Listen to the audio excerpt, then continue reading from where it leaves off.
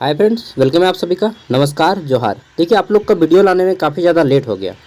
इसके दो रीज़न हैं। रीज़न क्या है? पहला रीज़न ये है कि अभी SKMU दुमका का भी एग्ज़ाम हो रहा है, ठीक है, और कोल्हान यूनिवर्सिटी चाईबासा का भी एग्ज़ाम हो रहा है, और लगने लगल आप लोग NPO का भी एग्ज़ाम है। तो तीन वो यूनिवर्सिटी संभालना आसान बात नहीं है बॉस, ठीक है, इसलिए लेट हुआ। साथ में और फॉर्मेट आज हम चेंज किए हैं। अब मैं ई बुक बना रहा हूँ, ठीक है, गैस पेपर बना रहा हूँ, और आप लोग को गैस पेपर अब ख़रीदना नहीं होगा। अब मैं आपको गैस पेपर फ्री में दूंगा, ठीक है। अगर जिसको पेमेंट करने का मन करेगा वो पेमेंट कीजिएगा, केवल 10 रुपया। और जिनको लगता है कि नहीं मेरे पास पैसा नहीं, तो आप फ्री भी रख सकते हैं। मैं गैस पेपर सबको दूंगा, ठीक है, और लास्ट में QR कोड भी दूंगा। तो चलिए शुरू करते हैं। तो देखिए, ये काम देगा आपका स्पेशली रांची यूनिवर्सिटी और नीलांबर पीताम्बर यूनिवर्सिटी। हालांकि काम तो सब का देगा, लेकिन ये अभी दो यूनिवर्सिटी के सिलेबस पे बेस हम बना रहे हैं वीडियो, ठीक है। पेपर का नाम क्या है? तो पेपर है आपका MDC-2F an introduction to sustainable development, ठीक है।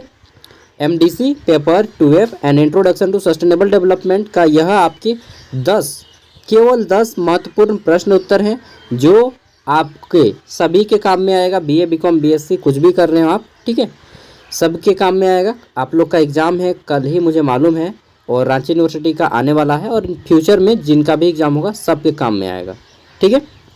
तो चलिए शुरू करते हैं। केवल और केवल 10 प्रश्न आप ये सॉल्व करके जाइए। मैं दावे के साथ बोलता हूँ आपके एग्ज़ाम में कम से कम 3 और मैक्सिमम 5 क्वेश्चन मैच करेगा एग्ज़ाम में, ठीक है। और आपके क्वेश्चन इतना ही मतलब सॉल्व करना होता है। 15 मार्क्स वाले 15 मार्क्स वाले 4 प्रश्न सॉल्व करने होते हैं ना, तो आप इजीली कर लीजिएगा अगर आप इस PDF को पढ़ लेते हैं अच्छा से, ठीक है। ये PDF आपका 22 पेज का PDF है, और एक पेज हमारा कवर लेटर है। तो देखिए, यहाँ पे सबसे पहले सतत विकास को परिभाषित करें, इसके महत्व तथा आवश्यकता को लिखें। क्या इम्पोर्टेंट हमें सतत विकास की? मैं केवल शॉर्ट में इस वीडियो में आपको समझाऊंगा, ज़्यादा डिटेल में नहीं जाऊँगा। क्यों? क्योंकि टाइम नहीं है अभी मेरे पास, ठीक है। सेमेस्टर 3 से मैं आप लोग को डिटेल स्टडी करवाऊँगा, ठीक है, पूरा डिटेल में। तो हमारा पहला यहाँ पे कि सतत विकास का अर्थ है कि वर्तमान की ज़रूरतों को पूरा करना, लेकिन यह भी सुनिश्चित करना कि भविष्य में जो पीढ़ी आने वाली है उसको कोई क्षति न पहुँचे, ठीक है। कुल मिला के बात इतना है कि प्रकृति का, पर्यावरण का ऐसा उपयोग जिससे हम लोग का पीढ़ी भी उपयोग कर सके, और हम लोग के बाद जो आएगा ना, आप लोग का नाती पोता, उन लोग का भी कोई नुकसान ना हो, ठीक है। इसी को बोलते हैं सतत विकास। की विकास हो, ऐसा विकास हो जिससे वर्तमान पीढ़ी को लाभ पहुँचे और आने वाले पीढ़ी को कोई नुकसान ना हो। इसी को बोलते हैं सतत विकास, इंग्लिश में सस्टेनेबल डेवलपमेंट, ठीक है। डिटेल में मैंने सब कुछ बता दिया है। दूसरा प्रश्न है हमारा, ब्रूंडलैंड आयोग का उद्देश्य क्या है? ठीक है, बोलिएगा ये ब्रूंडलैंड क्या है यार, ठीक है। इंग्लैंड सुने हैं, ब्रूंडलैंड क्या है? तो देखिए, ब्रूंडी का नाम सुने हैं, उसी तरह से ब्रूंडलैंड एक शहर है। एक मिनट यार, ये लगता है क्या हो रहा है, मेरा सिस्टम में थोड़ा सा काम नहीं कर रहा सही से। चलिए, तो ब्रूंडलैंड दुनिया का एक बहुत फेमस शहर है, ठीक है, इतना फेमस कि आप नाम नहीं सुने इसका। तो ब्रूंडलैंड आयोग, ब्रूंडलैंड एक शहर है, वहाँ पे एक मीटिंग बैठाया गया था पर्यावरण से संबंधित, उसी को जानेंगे इस क्वेश्चन में, ठीक है।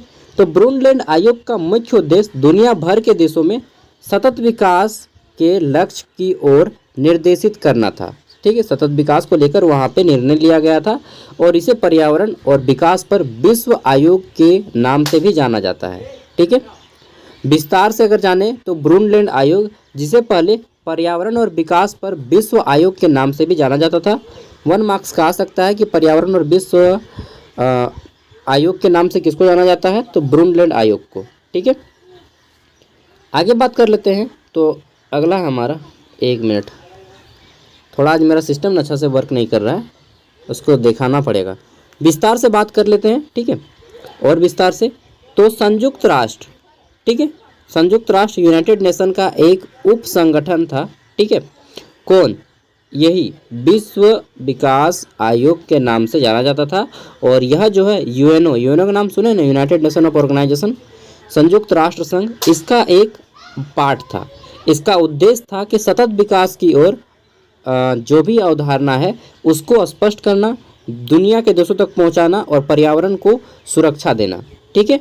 किसका आयोग था? ब्रूंडलैंड आयोग का सतत विकास में यहीं पे मीटिंग हुआ था ब्रूंडलैंड में, और वैश्विक पर्यावरण की चुनौती का सामना करना इस आयोग का मुख्य उद्देश्य था। ठीक है, इसके साथ ही अंतर्राष्ट्रीय लेवल पे, इंटरनेशनल लेवल पे पर्यावरण से संबंधित बहुत सारे मुद्दे हैं, उन सभी को ध्यान में रखना।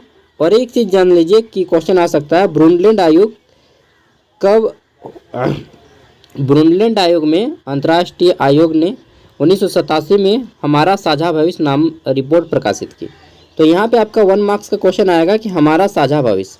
ठीक है, एक मिनट यार, काम नहीं कर रहा है जैसा से। ठीक है, हमारा साझा भविष्य, आवर शेयर्ड, क्या बोलेंगे इसको, आवर शेयर्ड फ्यूचर। ठीक है, तो हमारा साझा भविष्य, आवर शेयर्ड फ्यूचर कब लाया, ठीक है, दुनिया में कब आया या कब इसको प्रमाणिकता मिली, ऐसा कुछ भी क्वेश्चन आया है हमारा साझा भविष्य के नाम से कब प्रसिद्ध हुआ, तो याद कर लीजिएगा 1987, 1987, 1987 में इस रिपोर्ट को जारी किया गया था।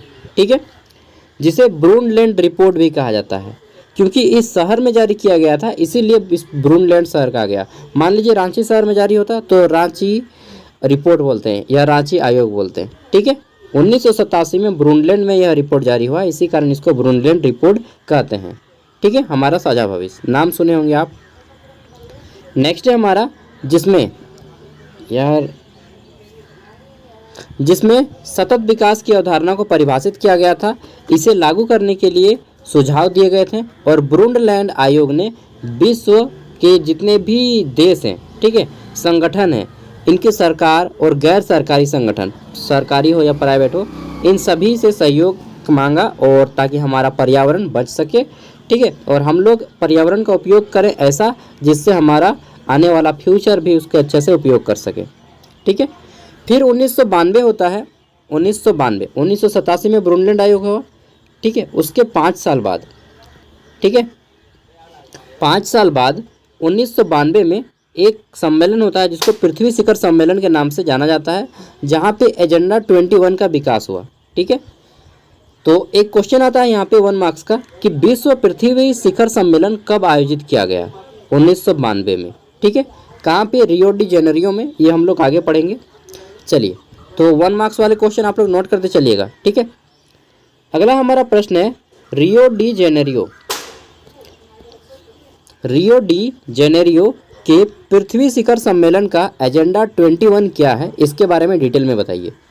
What was agenda 21 of the earth summit of Rio de Janeiro. देखिए, अब बोलिएगा ये रियो डी जेनेरियो क्या है। जैसा ब्रूंडलैंड था उसी तरह से रियो डी जेनेरियो एक शहर है। ठीक है, ब्राज़ील का शहर है ये रियो डी जेनेरियो। ब्राज़ील भी भारत जैसा बड़ा देश है। ठीक है, और ब्राज़ील की राजधानी कहाँ है, ब्राज़ीलिया, अभी शायद चेंज हो गया है ना, रियो डी जेनेरियो पहले था, अभी ब्राज़ीलिया है। तो रियो डी जेनेरियो पृथ्वी शिखर सम्मेलन एजेंडा 21, ये 1992 में ब्राज़ील का एक शहर रियो डी जेनेरियो में विश्व के कई देश मिलके एक एजेंडा मीटिंग बैठाएं और एजेंडा 21 की योजना तैयार किया। ठीक है, जो पृथ्वी की रक्षा के लिए था, पृथ्वी शिखर सम्मेलन था, वैश्विक सहयोग और कार्यवाही के लिए एक रूपरेखा प्रदान की गई। आपको मालूम है 22 अप्रैल को विश्व पृथ्वी दिवस मनाते हैं हम लोग। ठीक है, तो यही 1992 में रियो डी जेनेरियो में 22 अप्रैल 1992 को ये एजेंडा 21 पास हुआ। ठीक है, इसीलिए हम लोग 22 अप्रैल को विश्व पृथ्वी दिवस मनाते हैं। ठीक है, रियो डी जेनेरियो में जो हमारा हुआ कब हुआ था, 22 अप्रैल 1992, फुल डेट है। ठीक है, 22 अप्रैल 1992 ब्राज़ील का शहर था रियो डी जेनेरियो, यहीं पे विश्व पृथ्वी शिखर सम्मेलन आयोजित किया गया। कौन सा, विश्व पृथ्वी शिखर सम्मेलन। ठीक है, तो अगला है हमारा कि इसका मुख्य उद्देश्य क्या है, पृथ्वी शिखर सम्मेलन का मुख्य उद्देश्य क्या होगा। जैसे कि नाम से ही पता चलता है, पृथ्वी, एक मिनट, तो नाम से ही पता चलता है कि पृथ्वी मतलब पृथ्वी की सुरक्षा करना। ठीक है, तो इसका मुख्य उद्देश्य था पर्यावरण और विकास के संबंध को संबोधित करना और सभी के लिए एक न्याय संगत टिकाऊ भविष्य सुनिश्चित करना। एजेंडा 21 मतलब कि यहाँ पे 21 लक्ष्य रखे गए कि इन 21 लक्ष्यों को हमें लागू करना है पृथ्वी को बचाने के लिए। ठीक है, पर्यावरण और विकास के संबंध को समझना, ठीक है। इसमें प्राकृतिक संसाधन के प्रबंधन, प्रदूषण को कम करने, जलवायु परिवर्तन से निपटने और जैव विविधता को सुरक्षित करने, ये सारे मुद्दे को यहाँ पे ध्यान दिया गया, ठीक है। दूसरा है हमारा सतत विकास के लिए एक व्यापक रूपरेखा तैयार करना, ठीक है, ताकि सभी लोगों को इसकी लागू करेंगे। देखिए, एक आदमी लागू करने से कुछ भी नहीं होगा, कोई भी बड़ा काम जो विश्व लेवल पे करना है सबको लागू करना होगा, ठीक है, मतलब विश्व के सभी देश में। इसमें सामाजिक, आर्थिक, पर्यावरण के पहलुओं को एकीकृत करने के लिए एक ढांचा प्रदान किया गया। अगला है वैश्विक सहयोग। तो वैश्विक सहयोग की बात किया जाए तो इसमें विभिन्न देशों और संगठनों के बीच सहयोग को बढ़ावा दिया गया ताकि सतत विकास के लक्ष्यों को प्राप्त किया जा सके, ठीक है। अगला है स्थानीय स्तर पर कार्य हो, यानी कि केवल मुंह पे बोलने पे बात नहीं होगा, ज़मीनी स्तर पे काम होना चाहिए। तो एजेंडा 21 में स्थानीय सरकार को अपनी स्थानीय परिस्थितियों के अनुसार सतत विकास योजना को विकसित करने और उन्हें लागू करने के लिए प्रोत्साहित किया गया, ठीक है। लोकल गवर्नमेंट को, लोकल गवर्नमेंट मतलब वही हो गया आपका डिस्ट्रिक्ट गवर्नमेंट हो गया, ठीक है, एमएलए लेवल का। अगला है मुख्य समूह की भूमिका। देखिए, इसमें जो है खास करके महिला, बच्चे, गैर सरकारी संगठन जिसको हम लोग एनजीओ बोलते हैं, इंग्लिश में नॉन गवर्नमेंटल ऑर्गेनाइजेशन बोलते हैं एनजीओ को, आदि जैसे प्रमुख जितने भी समूह हैं, ठीक है, इन सभी में विकास की भूमिका को मजबूत करने पर जोर दिया गया। कुल मिलाकर एजेंडा 21 एक महत्वपूर्ण दस्तावेज था जिसने 21वीं सदी में सतत विकास की दिशा में एक मार्ग प्रशस्त किया, ठीक है, समझ गए। तो इस तरह से 21 लक्ष्य रखा गया, डिटेल में बहुत बड़ा बड़ा लक्ष्य था, उसके ऊपर एक संविधान जैसा किताब लिखा गया है। चौथा प्रश्न, पारिस्थितिकी तंत्र क्या है और विभिन्न प्रकार के पारिस्थितिकी तंत्र पर चर्चा करें, ठीक है। What is ecosystem and discuss different types of ecosystem. पारिस्थितिकी तंत्र क्या है? देखिए, पारिस्थितिकी तंत्र जिसे हम लोग इकोसिस्टम इंग्लिश में बोलते हैं, ठीक है। अच्छा, प्रत्येक प्रश्न में आप इसको लिख सकते हैं कि जैसे सस्टेनेबल डेवलपमेंट, जिसको हम लोग हिंदी में सतत विकास बोलते हैं। तो एक वर्ड आपका ना इंग्लिश वाला कोई हिंदी में लिख दीजिए, चाहे हिंदी वाला को इंग्लिश में लिख दीजिए, इसी में आपका एक लाइन लिखा जाएगा, ठीक है। तो पारिस्थितिकी तंत्र इसमें क्या है कि जीव के अनेक भौतिक वातावरण के बीच एक संतुलित संबंध बनाना है, ठीक है। यह स्वनिहित संरचनात्मक और कार्यात्मक इकाई है जो जीवों के समुदाय, जैविक घटक और उनके आसपास के वातावरण को जोड़ती है। ठीक है, पारिस्थितिकी तंत्र में ना कई सारा जीव एक साथ रहता है, ठीक है, बहुत से जीव एक साथ निवास करते हैं पारिस्थितिकी तंत्र में। पारिस्थितिकी तंत्र कई प्रकार में वर्गीकृत किया गया है, कई भागों में बांटा गया है, जिसमें स्थल पारिस्थितिकी तंत्र आता है, यानी कि जो जमीन में रहने वाले जीव हैं, जैसे हम लोग पारिस्थितिकी तंत्र में स्थलीय पारिस्थितिकी तंत्र हैं, ठीक है, जो ज़मीन में रहते हैं। ये भूमि पर पाए जाते हैं, जैसे कि वन हो गया, घर हो गया, मैदान हो गया, मरुस्थल हो गया, वो अन्य आवास, ये सभी कहाँ पे हैं? आपके ज़मीन में है, ठीक है। और इनमें कौन निवास करते हैं? मनुष्य निवास करते हैं या फिर जीव जंतु निवास करते हैं, ठीक है। तो पारिस्थितिकी तंत्र का पहला भाग दीजिएगा स्थल पारिस्थितिकी तंत्र। तो अब दूसरा आपके मन में खुद आया जाएगा जल पारिस्थितिकी तंत्र ना। हाँ, तो जल पारिस्थितिकी तंत्र अगला क्या है हमारा? जल पारिस्थितिकी तंत्र, ठीक है, वाटर इकोसिस्टम। तो नेक्स्ट है हमारा कि ये पानी में पाए जाते हैं, जैसे कि समुद्र हो गया, झील हो गया, नदी हो गया, अन्य जलीय आवास, ठीक है, ये जलीय पारिस्थितिकी तंत्र में आता है। नेक्स्ट है प्राकृतिक पारिस्थितिकी तंत्र। ये प्राकृतिक मतलब जो सेल्फ मेड है, जैसे ये पृथ्वी पर स्वाभाविक रूप से पाए जाते हैं, जैसे कृत्रिम पारिस्थितिकी तंत्र, ठीक है। कृत्रिम एक ये होता है। अच्छा, ये प्राकृतिक पारिस्थितिकी तंत्र में आप क्या रखिएगा? तो प्राकृतिक पारिस्थितिकी तंत्र में आप जैसे रख सकते हैं अंटार्कटिका को, ठीक है, अंटार्कटिका हो गया, और समस्त पृथ्वी ही आपका प्राकृतिक पारिस्थितिकी तंत्र है, ठीक है, क्योंकि पृथ्वी मैन मेड नहीं है भाई, पृथ्वी को कोई बना नहीं सकता है। अगला है कृत्रिम पारिस्थितिकी तंत्र। कृत्रिम मतलब आर्टिफिशियल, आर्टिफिशियल मतलब जो मनुष्य बनाए हैं, यानी कि ये मानव द्वारा बनाए जाते हैं, जैसे कि कृषि भूमि, घर, ठीक है, मोटरसाइकिल, शहर के जितने भी बड़े बड़े फ्लैट हैं, इसके अलावा गाड़ी घोड़ा हो गया, सब घोड़ा नहीं यार ठीक है, ऑटोमोबाइल मतलब शहरी पारिस्थितिकी तंत्र है आपका, ठीक है। उसी तरह से फिर आप ग्रामीण पारिस्थितिकी तंत्र कर सकते हैं, बहुत छोटा छोटा में आप बांट सकते हैं इसको, ठीक है। तो ये आपका पारिस्थितिकी तंत्र समझ गए हैं। पारिस्थितिकी तंत्र बताइएगा कि पारिस्थितिकी तंत्र जिसका इंग्लिश में इकोसिस्टम बोलते हैं, जहाँ पे कई सारे जीव एक साथ निवास करते हैं।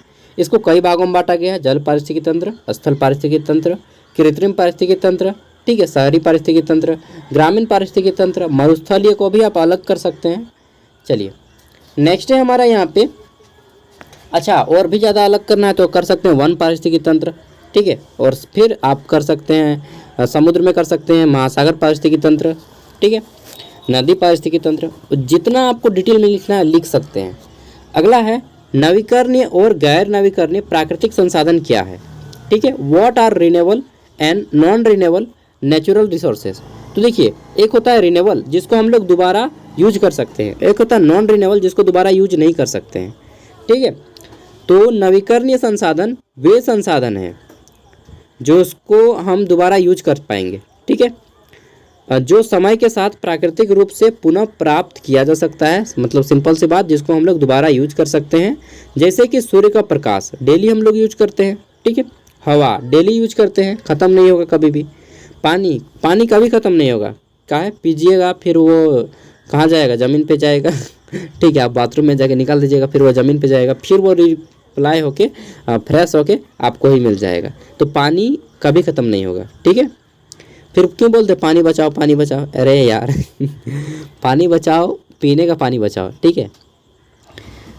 नेक्स्ट है गैर नवीकरणीय। गैर नवीकरणीय संसाधन वो संसाधन होते हैं जो कि एक बार ख़त्म हो गया तो ख़त्म हो गया, दोबारा आपको नहीं मिलेगा, ठीक है।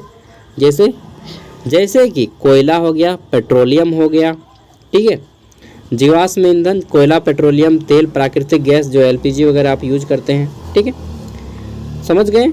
फिर आता है नवीकरणीय संसाधन। नवीकरणीय संसाधन में आप डिटेल में लिख सकते हैं सूर्य का प्रकाश हो गया, ठीक है, इसके बारे में लिख सकते हैं कि सूर्य का प्रकाश ऊर्जा मिलती है, बिजली पैदा किया जा सकता है, पानी को गर्म करने और अन्य उद्देश्यों के लिए प्रयोग किया जाता है, कृषि के लिए उपयोग किया जाता है, ठीक है, विटामिन डी के लिए उपयोग किया जाता है। फिर आप डिटेल में लिख सकते हैं हवा का उपयोग, फिर लिख सकते हैं पानी का उपयोग, ठीक है, फिर लिख सकते हैं बायोमास का उपयोग। बायोमास में कौन कौन आएगा तो इसको देख लीजिए, इसमें पेड़ आएगा, फसल आएगा, अन्य जैविक सामग्री, ये सभी आपके शामिल होंगे बायोमास में, ठीक है।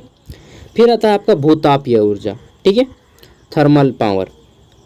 तो इसमें क्या है कि पृथ्वी की सतह के अंदर गर्मी का उपयोग गर्म करने और बिजली पैदा करने के लिए किया जाता है, इसी को थर्मल पावर कहते हैं।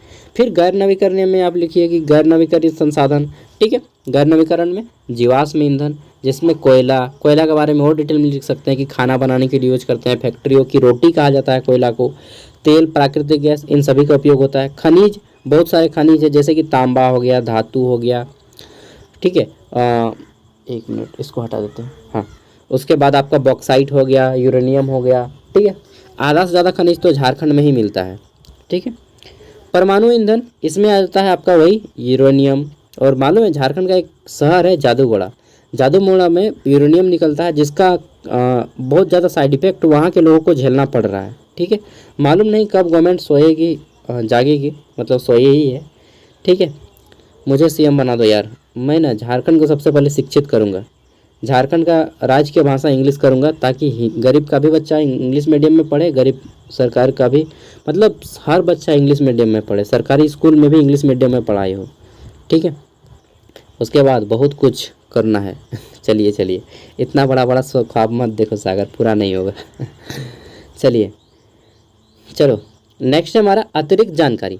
तो देखिए, नवीकरणीय संसाधन का उपयोग सतत विकास को बढ़ावा देने के लिए किया जाता है, जैसा जा सकता है, क्योंकि ये पर्यावरण को नुकसान नहीं पहुंचाते हैं, ठीक है। तो नवीकरणीय संसाधन का उपयोग कीजिए, और अनवीकरणीय या गैर नवीकरणीय संसाधन है नॉन रिन्यूएबल, जैसे कि कोयला, पेट्रोलियम, उसका कम से कम प्रयोग करें, ठीक है, तभी हमारा पर्यावरण ज़्यादा दिन तक सही से टिक पाएगा।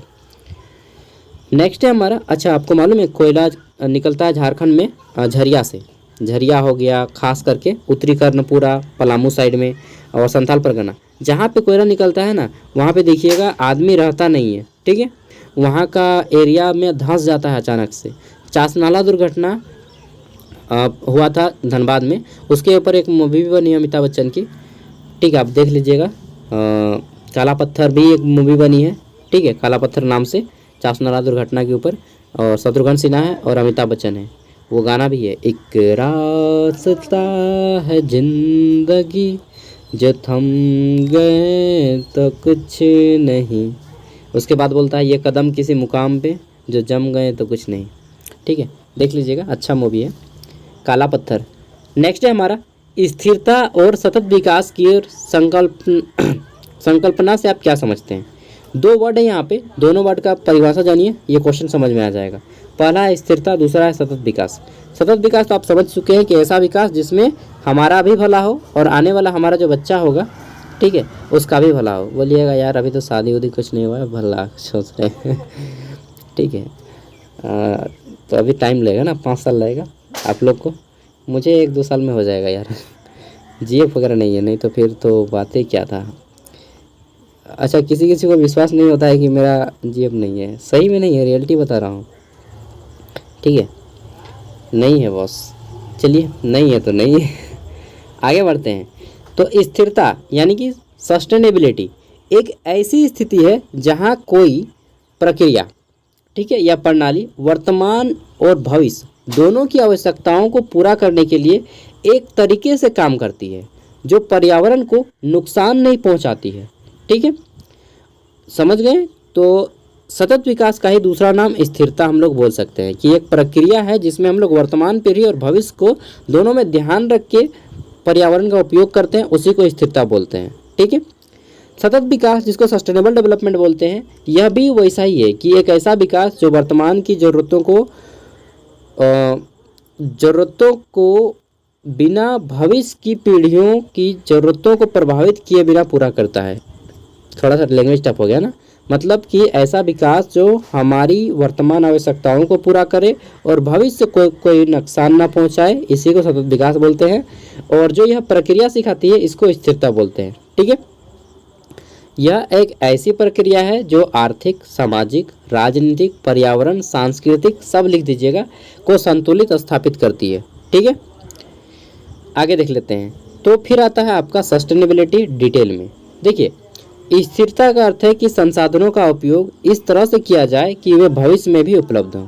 ठीक है, और यह पर्यावरण और समाज अर्थव्यवस्था के बीच संतुलन बनाए रखें और इस पर केंद्रित हो। आगे बात कर लेते हैं। तो स्थिरता सुनिश्चित करने के लिए हमें प्राकृतिक के जितने भी संसाधन हैं, नेचुरल रिसोर्सेज जितने भी हैं, इन सभी का उपयोग करना होगा अच्छे से, प्रदूषण को कम करना होगा। स्थिरता एक उद्देश्य है जो हमें प्राप्त करनी है, जबकि सतत विकास एक प्रक्रिया है जो उस उद्देश्य को प्राप्त करने के लिए हमें मदद करती है।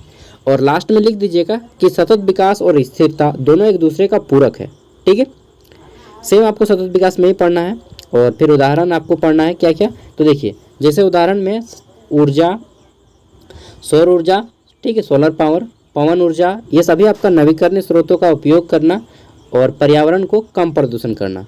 ठीक है, 10 टकिया बल्ब जला दीजिएगा आप घर में तो भाई बिजली ज़्यादा खत्म होगा। 10 टकिया बल्ब नहीं जलाना है। ठीक है, एलईडी लगाइए, 50 रुपया लगेगा। फिर आपका फसलों को बचाना और मिट्टी की गुणवत्ता को बढ़ाए रखने के लिए रासायनिक खाद और कीटनाशक का उपयोग न करना।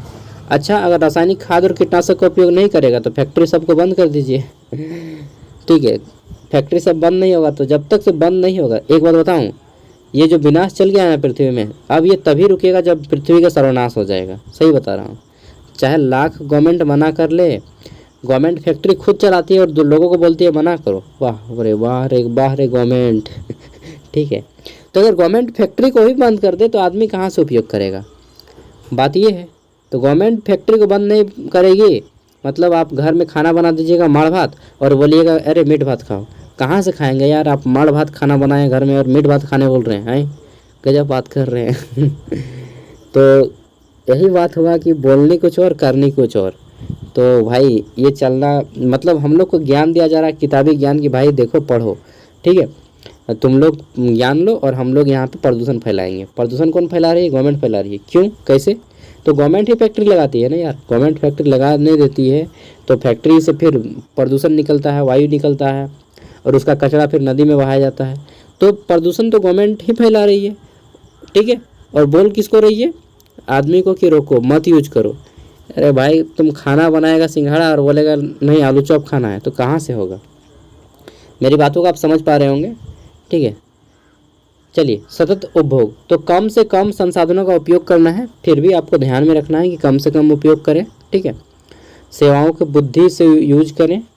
उसके साथ ही सारांश, तो निष्कर्ष आता है कि स्थिरता और सतत विकास दोनों ही हमारे जीवन के लिए महत्वपूर्ण है। सतत विकास एक सतत जीवन शैली और विकास की प्रक्रिया का पालन करने के लिए एक मार्गदर्शिका दृष्टिकोण, जिससे भविष्य की पीढ़ियों के लिए बेहतर हो सकेगी, ठीक है। अगला हमारा क्वेश्चन है 7वां, सतत विकास का आयाम क्या है? सतत विकास के 17 लक्षण कौन कौन से हैं? या 17 लक्षण नहीं है, 17 लक्ष्य है, ठीक है। लक्षण लिखा गया यार, इसको लक्ष्य कर लीजिएगा, ऐसा होगा ल आधा छ यह, ठीक। लक्ष्य गोल, ठीक है। SDG sustainable development 17 goals. ये भी क्वेश्चन आ सकता है कि सतत विकास के कितने लक्ष्य हैं, तो 17 को गोल है, ठीक है।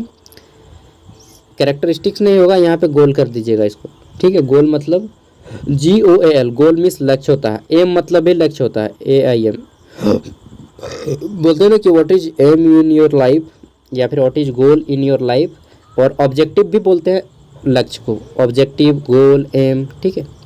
ये तीनों वर्ड इंग्लिश में प्रयोग किया जाता है, जैसा पर्यायवाची शब्द होता है ना, इंग्लिश में साइनोनिम होता है।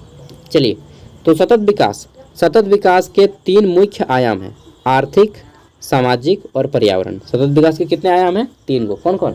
आर्थिक, ठीक है, दूसरा है सामाजिक और तीसरा है पर्यावरण। सतत विकास के 3 आयाम हैं। फिर बोला जा रहा है कि सतत विकास के 17 लक्ष्य, ठीक है। संयुक्त राष्ट्र संघ मालूम है? उनके वर्तमान, संयुक्त राष्ट्र संघ के वर्तमान जो चेयरमैन है, यूएनओ के चेयरमैन है, वह है एंटोनियो गुटेरेस। यूएनओ के जो वर्तमान चेयरमैन है वह है एंटोनियो गुटेरेस। रियलिटी में बता रहा हूँ, मुझे 12th क्लास में मैंने ठाना था कि मुझे एक यूएनओ का चेयरमैन बनना है। ठीक है, मुझे नहीं लगता है कि ऐसा कोई सोचा होगा यार कि यूएनओ का चेयरमैन बनना है। मैंने सोचा है कि मुझे यूएनओ का चेयरमैन बनना है, यूनाइटेड नेशन ऑफ ऑर्गेनाइजेशन, ठीक है। एक दिन नहीं, लेकिन एक दिन ज़रूर बनेंगे, लेकिन भविष्य में सपना में ही बनेंगे, रियलिटी में बन तो नहीं पाएंगे। यूएनओ का चेयरमैन बनेंगे तो हम सबसे पहले क्या करेंगे मालूम है? भारत को स्थायी सदस्य दिलाएंगे। यूएनओ के 5 को स्थायी सदस्य देश है, आपको मालूम है? थोड़ा सा जान लीजिए। एक है चाइना, ठीक है, चाइना है। दूसरा कौन है? अमेरिका है। तीसरा कौन है? रूस है। चौथा कौन है? फ्रांस वो छोटा सा देश, पिद्दी सा देश। और 5वां कौन है? इंग्लैंड। ये 5 को देश है यार जो इसका परमानेंट मेंबर है। और भारत इतना बड़ा देश है जो विश्व की सबसे ज़्यादा जनसंख्या रखता है, इसका परमानेंट सदस्य नहीं दिए, कैसे हैं यार? और कोई इस पे ध्यान में नहीं देता है कि भारत को अस्थायी सदस्यता दिया जाए। हम नहीं रहेंगे आपको यूएनओ में अगर हमको अस्थायी सदस्यता नहीं दीजिएगा, ठीक है। 5 को मेंबर की जगह पे आप 20 को मेंबर कीजिए। भारत पूरे यूएनओ में, पूरे विश्व में 20 को बड़ा बड़ा देश को चुनिए। फ्रांस तो किसी भी मायने में हम केवल एजुकेशन के मायने में हम लोग पीछे हैं, बाद बाकी किसी भी मायने में हम फ्रांस से पीछे नहीं हैं, ठीक है। इंग्लैंड से भी एजुकेशन के मामले में पीछे हैं, ठीक है। और बात किया जाए तो जीडीपी इंग्लैंड से बहुत ज़्यादा हम लोग का है। हाँ, पर कैपिटा इनकम कम है, लेकिन जीडीपी बहुत ज़्यादा है, ठीक है। तो भाई हम तो एकदम सोचे हैं कि यार भारत को अस्थायी सदस्यता देना है, परमानेंट मेंबर बनाना है यूएनओ में। चलिए, और अभी यूएनओ है, यूएनओ के चेयरमैन एंटोनियो गुटेरेस जो कि पुर्तगाल के हैं, ठीक है। एंटोनियो गुटेरेस, नोट कर लीजिएगा कि chairman of UNO Antonio Guterres हैं। चलिए, अब हम लोग जानते हैं सस्टेनेबल डेवलपमेंट गोल। तो संयुक्त राष्ट्र संघ में विकास के लिए, ठीक है, सतत विकास के लिए, सतत विकास जो आप पढ़ रहे हैं सस्टेनेबल डेवलपमेंट, इसको लागू करने के लिए 2030 तक, आने वाला 2030 तक जो हमारा 5 साल बाद आ जाएगा, 17 को लक्ष्य निर्धारित किया गया है कि 20 तक 29 तक 17 लक्ष्यों को पूरा करना है। ये 17 लक्ष्य कौन कौन से हैं? चलिए हम लोग जानते हैं। इन 17 लक्ष्यों को आपको ध्यान में रखना है, ये क्वेश्चन बहुत इंपॉर्टेंट है, ठीक है। पर्यावरण की रक्षा और उनकी सुनिश्चितता करने के लिए ये 17 लक्ष्य रखे गए हैं, जिसमें शांति, समृद्धि, आनंद लिया जाए, सतत विकास के आयाम, ठीक है। चलिए जानते हैं 17 को लक्ष्य कौन कौन सा लक्ष्य है, ठीक है। इस सबको बस उसी लक्ष्य का यहाँ पे शॉर्ट में बोला गया, अभी हम लोग डिटेल में जानते हैं। पहला है लक्ष्य कि पूरे विश्व में जितना भी लक्ष्य है ये पूरे विश्व में लागू होगा, ठीक है। अरे यार, आज मेरा ना लैपटॉप ना, मतलब क्या बताएं, सिस्टम अच्छे से वर्क नहीं कर रहा है। पहला है गरीबी को दूर करना, ठीक है, गरीबी नहीं हो, नो पॉवर्टी, ठीक है। पहला लक्ष्य क्या है? गरीबी नहीं हो, ठीक है, भूख का अंत हो जाए, जीरो हैंगर रिपोर्ट रहे और अच्छी स्वास्थ्य और कल्याण हो। ठीक है, good health and well being. इसके साथ ही गुणवत्तापूर्ण शिक्षा हो, क्वालिटी एजुकेशन हो। ठीक है, लैंगिक समानता हो, जेंडर इक्वलिटी हो, पुरुष लड़का लड़की में सेम हो। ठीक है, फिर मत बोलिएगा कि बेटी बचाओ बेटी पढ़ाओ, बोलो कि बेटी और बेटा दोनों बचाओ दोनों पढ़ाओ। ठीक है खाली बेटी बचाओ है और बेटा क्या करेगा? हम लोग कहाँ जाएंगे? हे भगवान कहाँ जाएंगे? हे भगवान क्या जुल्म है वो देखें क्या नाम है उसका, राजपाल यादव ना, कॉमेडी किंग। तो पहला लक्ष्य क्या है? गरीबी को दूर करना, ये सभी आपको ध्यान देना है। भूखमरी का अंत करना, क्वालिटी बेस्ड एजुकेशन देना। ठीक है, एक मिनट कहाँ गया यार। तो पहला लक्ष्य आपका हो गया। अच्छा इसको आप ध्यान दीजिएगा, यहीं पे है आपका। पहला लक्ष्य क्या है? गरीबी को दूर करना। दूसरा लक्ष्य है भूख का अंत, पूरे विश्व में भूखमरी कम हो जाए। तीसरा लक्ष्य है आपका अच्छा स्वास्थ्य और कल्याण। ठीक है, आप नोट करते जाइएगा, मैंने नंबरिंग अच्छे से नहीं कर पाया, बताया ना कि आज मेरा लैपटॉप सही से वर्क नहीं कर रहा है। चौथा लक्ष्य हमारा यहाँ पे गुणवत्तापूर्ण शिक्षा। ठीक है, पांचवा लक्ष्य हमारा लैंगिक समानता। छठा लक्ष्य हमारा स्वच्छ जल और स्वच्छता। ठीक है, सब आदमी स्वच्छ जल रहे और क्लीनिटी रहे। सातवां लक्ष्य क्या है? कि सस्ती और अच्छी ऊर्जा मिले आपको। ठीक है, लाइन वगैरह सस्ती मिले और अच्छी मिले। ठीक है, ऐसा नहीं कि आंधी पानी आए तो 3 दिन तक लाइनें नहीं, हम लोग के झारखंड में खास करके यही होता है ना आठवां लक्ष्य है अच्छा काम और आर्थिक विकास, सभी के पास रोजगार हो। झारखंड में तो रोजगार ही नहीं है यार चलो नौकरी के पीछे भागेगा तो बेरोजगार हो जाएगा, इसलिए नौकरी के पीछे मत भागो, पढ़ाई लिखाई करो ज्ञान के लिए। ठीक है, नौकरी के लिए नहीं। नौकरी के लिए अगर आप इस ज़माने में पढ़ रहे हैं तो आपके से बड़ा भोंदू, मतलब दिमाग से खच्चर और क्या बोलेंगे लोभी इंसान कोई नहीं है। ठीक है, अरे भाई इतना बड़ा दुनिया है, नौकरी की तैयारी मत करो, और करते भी हैं तो 2 साल, उससे ज़्यादा मत तैयारी कीजिए। टाइम को वेस्ट मत कीजिए, इस ज़माने में पैसा कमाइए, बहुत सारा ढंग है। ठीक है, बड़ा बड़ा हाथ बोलिएगा नौकरी करेंगे के बारे में पैसा कमाएंगे, अरे भीड़ कितना नहीं देखते हैं बस, उतना आप भीड़ में शामिल हो रहे हैं तो फिर आप क्या कीजिएगा। चलिए, एक टाइम पे मैं भी शामिल था भीड़ में, अलग हो गया हूँ अब भीड़ से। जॉब लगा, मेरा भी सर्विस लगा, मैंने जॉब छोड़ दिया। ठीक है, 2 जॉब लगा, रोजगार सेवक का जॉब लगा था, NIT जमशेदपुर में जॉब लगा था, दोनों जॉब छोड़ दिया। अच्छा काम और आर्थिक विकास। ठीक है, decent work and economic growth. Job नहीं छोड़ता तो आप लोग के पास अभी इस तरह से कंटेंट नहीं ला पाता। ठीक है, उद्योग नवाचार और बुनियादी ढांचा अगला है आपका। ठीक है, 10वां है शायद। असमानता कम करना, छुआछूत जाति प्रथा को कम करना। इसके ऊपर आप प्रत्येक में सोच के आप अपना 10-15 वर्ड करके लिख दीजिएगा। ठीक है, आराम से आप पूरा किताब लिख सकते हैं यार इसके ऊपर। 12वां है आपका संधारणीय शहर और समुदाय। ठीक है, सस्टेनेबल सिटीज़ एंड कम्युनिटीज़। फिर है आपका यहाँ पे जिम्मेदार उपभोग और उत्पादन। ठीक है, मतलब सबको समझ में आ जाए कि क्या और कैसे यूज करना चाहिए किसी भी चीज़ का। जलवायु का कार्रवाई हो, क्लाइमेट एक्शन हो। पानी के नीचे जीवन हम लोग जिएंगे, ऐसा कुछ विचार किया जा रहा है कि ज़मीन के अंदर तो जीते ही हैं, पानी के अंदर अब जीना है। ठीक है, फिर है हमारा ज़मीन पर जीवन। ठीक है, लाइफ ऑन लैंड, तो ज़मीन के ऊपर तो जी रहे हैं लेकिन अच्छे तरीके से जीना है। 16वां है हमारा शांति, न्याय और मजबूत संस्थान, यानी कि विश्व में झगड़ा झंझट कम हो जाए 2 देशों के बीच में अच्छे से न्याय हो, कोर्ट में टाइम न लगे। लक्ष्यों को प्राप्त करने के लिए वैश्विक भागीदारी हो। इन सभी लक्ष्यों को 17वां लक्ष्य खुद है कि इन सभी लक्ष्यों को प्राप्त करने के लिए सबका भागीदारी हो। ठीक है, आगे देखते हैं। हमारा 8वां प्रश्न है सतत पोषणीय विकास क्या है, इसके समक्ष प्रमुख चुनौतियाँ कौन कौन सी हैं। ठीक है, what is sustainable development and describe the major challenge before it. तो सतत पोषणीय विकास, देखिए यहाँ पे पोषण से संबंधित विकास को पूछा जा रहा है। ठीक है, और पढ़ लीजिएगा सेम उसी तरह से, बस इसमें थोड़ा सा स्वास्थ्य पे ध्यान दिया जाएगा, मनुष्य के हेल्थ पे ध्यान दिया जाएगा। वह सतत विकास जो है पर्यावरण के लिए, लेकिन पोषणीय सतत विकास जब भी बोलेगा तो मनुष्य का हेल्थ आ जाएगा। ठीक है, और 9 नंबर है हमारा निर्णयन क्या है, निर्णय लेने की तकनीक का विस्तार से वर्णन कीजिए। ठीक है, और अंतिम प्रश्न जो कि हमारा 10 प्रश्न है। ठीक है, क्वेश्चन नंबर 10, ग्रामीण क्षेत्र की सामाजिक व्यवस्था की कुछ विशेषताएं क्या है, what are some characteristics of social system of rural area. ठीक है, तो ये सारे क्वेश्चन हैं जो आपको करके जाने हैं एग्ज़ाम में। बाकी ऑल द बेस्ट है मेरी ओर से। ठीक है, और एक चीज़ देखिए दोस्तों, हमारा कंटेंट, हमारा मेहनत अगर आपको पसंद आता है तो मैं देखिए ऑनलाइन आपको गेस्ट पेपर दूंगा फ्री में। अब किसी के गेस्ट पेपर के भरोसे नहीं रहना है, ठीक है, और फ्री में गेस्ट पेपर दूंगा। जिसको पे करना है 10 रुपया पे कर सकते हैं अगर हमारी मेहनत और पढ़ाई का ढंग पसंद आता है तो। ठीक है, और उसमें भी फोर्स करके मैं नहीं लूँगा पैसा।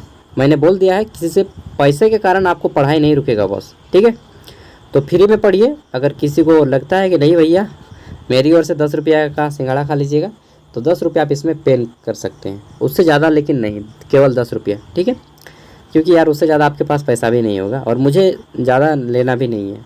ठीक है, खुशी मन से जो मिलेगा वही है धन। ओके बाय, मिलते हैं नेक्स्ट वीडियो में। इसका PDF आपको वीडियो का डिस्क्रिप्शन में दे दिया जाएगा। नेक्स्ट टाइम मैं आपको बहुत अच्छे से हेल्प करूँगा। ठीक है, बाकी ऐसी पेपर जल्दी ही आपको आएगा, वेट कीजिए। ऐसी पेपर आपका हिंदी है या इंग्लिश है कमेंट में बता दीजिएगा, उसको भी मैं जल्दी से कोशिश करूँगा। ठीक है, रात दिन एक कर दूँगा यार, क्या बात करते हैं। ठीक है, बाय।